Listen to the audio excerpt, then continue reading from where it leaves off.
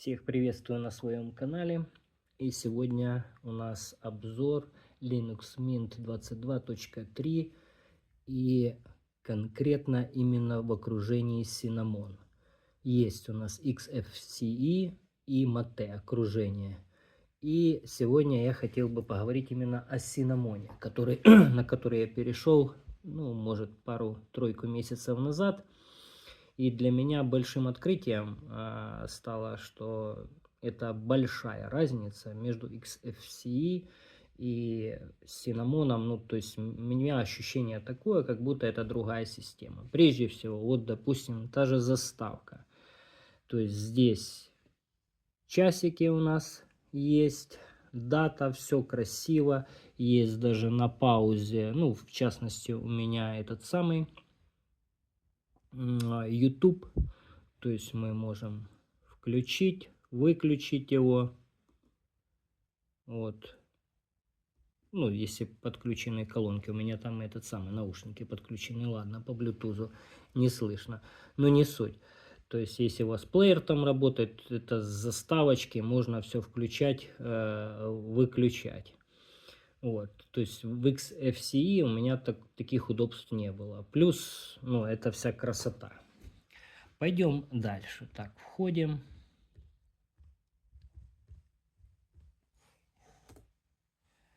Плюс вот эта вот вся красота.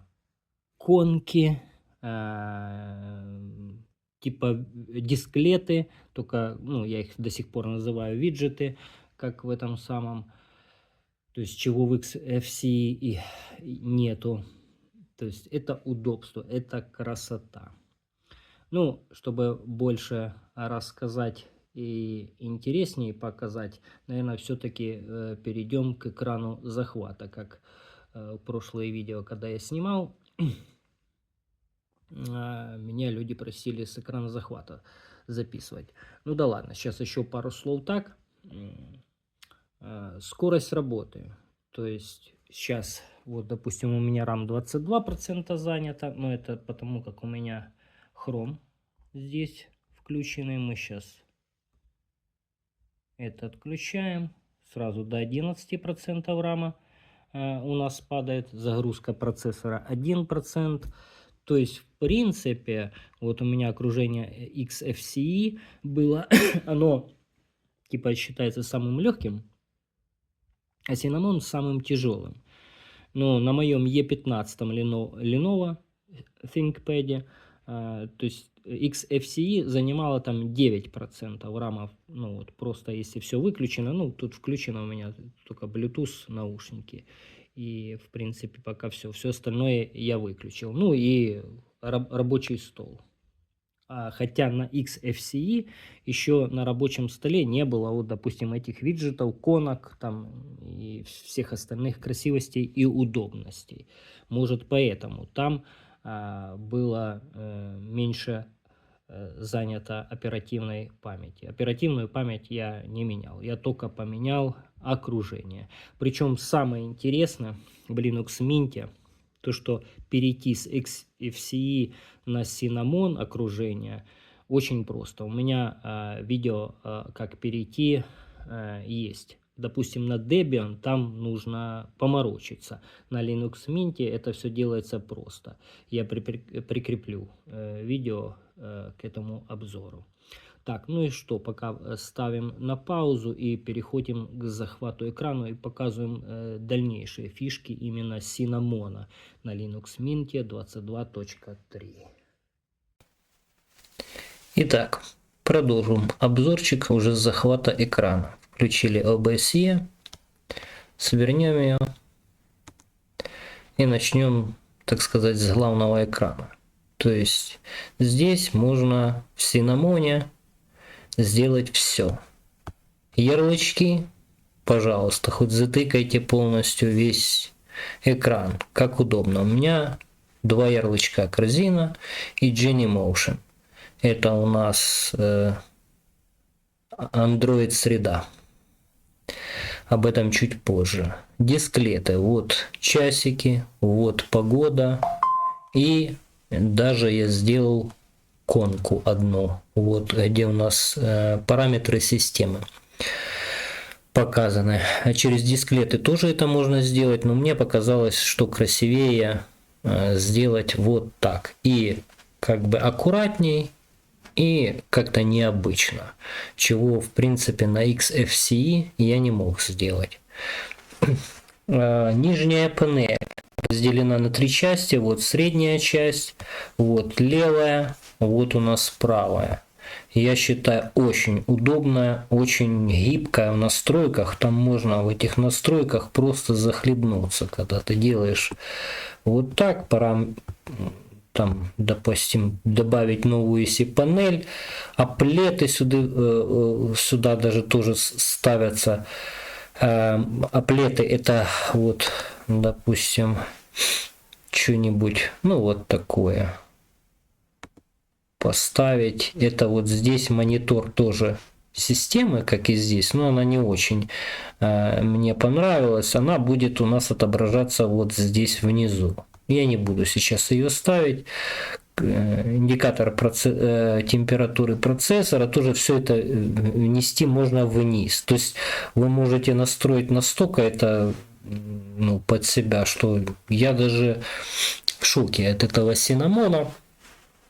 Мне вот нравится так. Я сделал так. Эту панель можно и влево, и вправо, и вверх.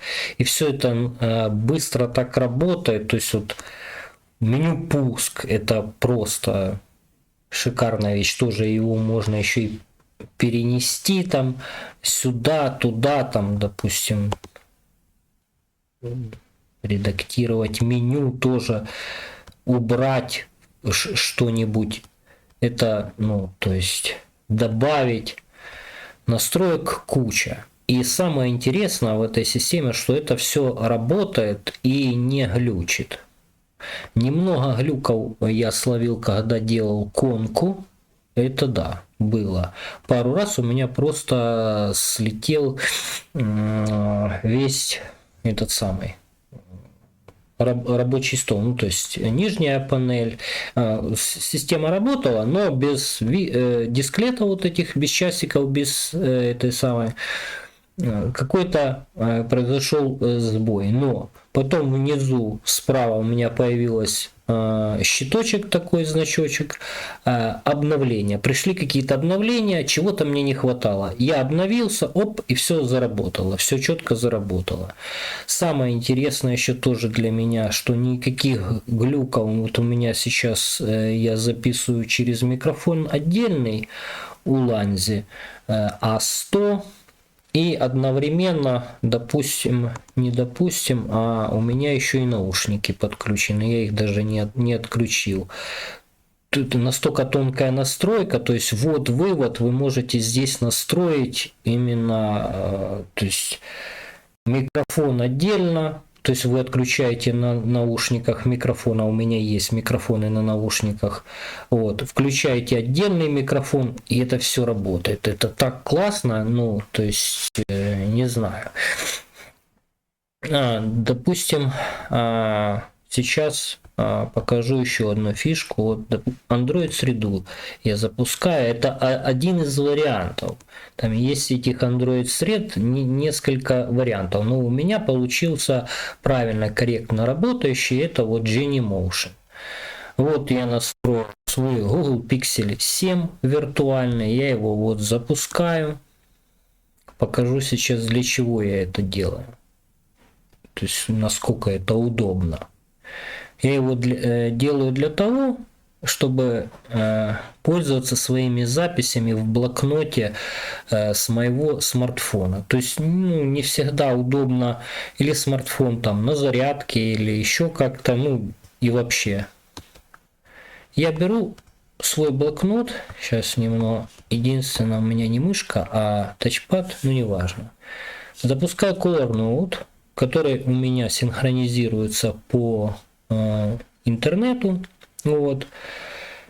облачно он у меня настроен и на моем смартфоне, и здесь. То есть, чтобы новые свои записи все-таки увидеть, которые я сделал за день, допустим, мы нажимаем синхронизацию, он синхронизировался, все. То есть все записи у меня здесь есть. Допустим, я система вот сюда. Заходим. Для чего это? Я, допустим, выделяю. Нажимаю копировать. Можно поделиться там, ну, самое простое, допустим, открываю Chrome и там, к примеру, открываю новую Відповідно, мені потрібен ось цей файл. вкладочку. Копіюємо його і перейменовуємо копію в секунду, viewboot.ext. Выключим Bootloader.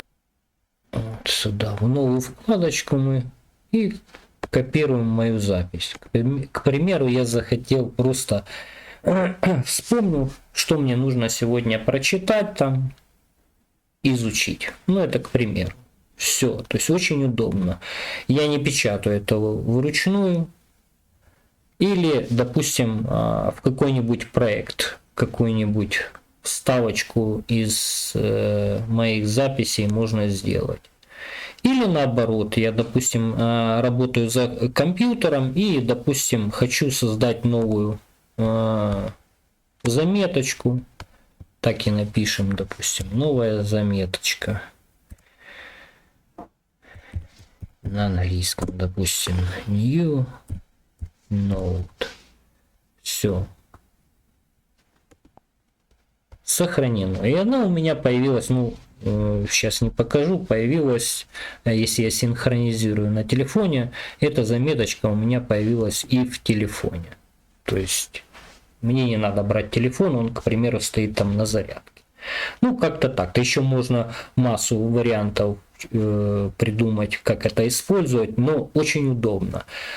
Кстати, может, кто еще Android приложение, которое интересное будет и на ноутбуке, может предложить мне, напишите в комментариях, что можно использовать. Ну, игры я, допустим, не пробовал. Я не думаю, что это будет интересно, хотя, в принципе, на большом экране в Android игру поиграть может быть. Но я как бы не играю в игры. Ладно, это пойдем дальше. Еще была одна у меня проблемка все-таки на Linux Mint.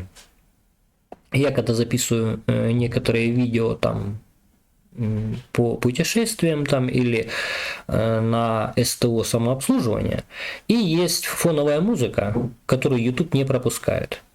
А у меня ролик, допустим, получился хороший. Мне нужно отделить звук от этой самой, от речи и сделать чистое видео, чисто со звуком, то есть с моим голосом.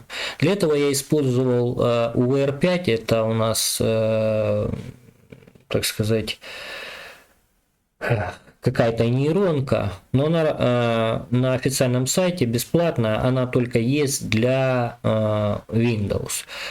Пока что я не нашел ничего такого сходного на Linux Mint. Вот. Если кто-то знает хорошее приложение, подскажите, пожалуйста, в комментариях для отделения звука от, ну, речи от музыки. Для таких вот вещей. Ну, я использую UVR5. И я нашел метод, как это делать на Linux Mint. На Linux Mint у нас есть такие вещи, как bottles. Но они там как бы кто-то использует для запуска игр. Я запустил UVR5. Вот у меня отдельно по этому вопросу есть видео, поэтому я его прикреплю. Сейчас я просто покажу, что вот она у меня есть. Вот. Я его запускаю, оно работает. То есть, в принципе, я уже, да не уже, а 2 месяца я, в принципе, Windows вообще не пользуюсь. У меня все, что было на Windows, все у меня здесь уже присутствует. Плюс интересные вещи, которые на Windows у меня уже нету. Те же виджеты, которые были у меня на 7-й винде, в Windows 11 Pro, они как бы отсутствуют. Мне как бы это нравится. Здесь в Linux это есть. И еще, вроде говорят, с macOS пришла вещь такая, вот, называется горячие углы. Вот так вот, если мы сделаем курсорчик в правую сторону заведу, то я настроил как бы. И у нас показываются все окна. Очень удобно. И я выбираю там, допустим, какое-то другое. В левый угол, допустим, я настроил рабочий стол. Ну, правда, что-то... Подождите. Вот в левый нижний у нас выскакивает нижняя панелька. В левый верхний рабочий стол. Очень удобно. И прикольно, классно работает. Ну, в принципе, что еще такого хорошего сказать о Linux Mint в окружении Cinnamon? Изначально у меня он загружался за 36 секунд. Ну, так как еще у меня и Dual Boot, после некоторых настроечек теперь загружается за 16 секунд. Напомню, это у меня Lenovo E15 ThinkPad 22 года, 6-ядерный, там 16 оперативной памяти. То бишь, в принципе, очень и очень даже приятненько. Ага, есть у меня еще KDE Connect. Это для соединения с телефоном, но это нужно, наверное, отдельное видео делать по нему. Вот у меня, кстати, этот самый KDE подключено одно устройство. Тоже интересная вещь. С помощью него это как типа Apple среды. Но один нюанс есть. Я его еще не допилил по той простой причине, что у меня Wi-Fi роутер старого образца, там 2.4G, а нужно 5G. Ну, для чего нужно? Для переброса больших файлов, ну, для скорости. То есть маленькие файлы довольно быстро перебрасываю, там вопросов с помощью того, скопировать с одного браузера в другой браузер тоже нету. Ну, с телефона на этот самый, на ноутбук. А вот большие файлы перебрасывать, ну, пока не получается. Нужно поменять роутер. Плюс такие обычные программы, как Telegram, там этот самый Viber. Сейчас, где у нас интернет, допустим, ну, Chrome, Google Chrome, то есть те, которые в основном на Windows стоят, то есть они здесь работают спокойно, легко и приятно, то есть все-таки со смартфоном тоже приятно общаться, то есть у меня история в Google здесь и там есть, то есть никаких таких вот проблем как бы не испытывал в этом отношении. Где-то у меня тут сейчас я не запускал, где-то интернет, что у меня тут делал, Viber у нас тоже работает, все, пожалуйста, отлично, Telegram, все хорошо.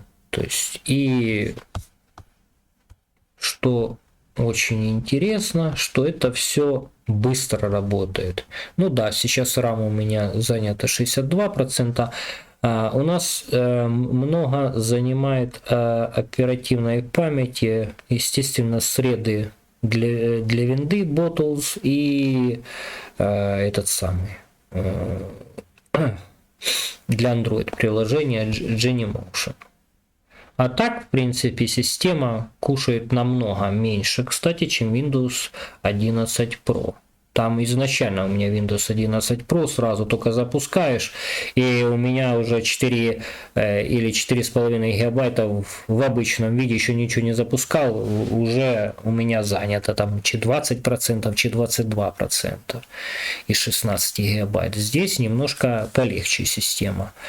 Ну, а так, в принципе, как такового ощущения, что там быстро работает система, ну, здесь она мне приятнее. В принципе, вроде рассказал все.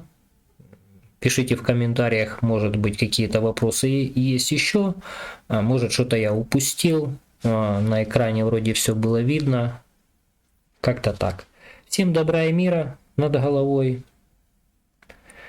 Жду ваших комментариев. Так, отключаем.